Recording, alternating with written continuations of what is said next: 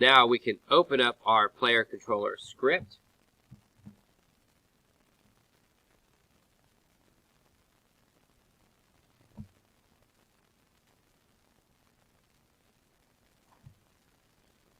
And now we can start with getting this set up. So the first thing is going to be putting our variable here at the top. Now,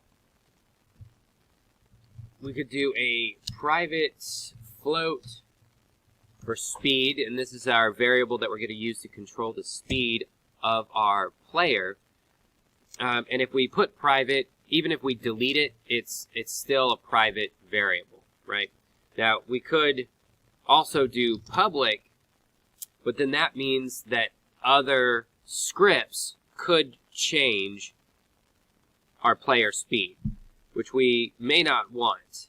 In fact, most of the time you want to try to avoid doing public. So what we can do instead is we can actually put an attribute here.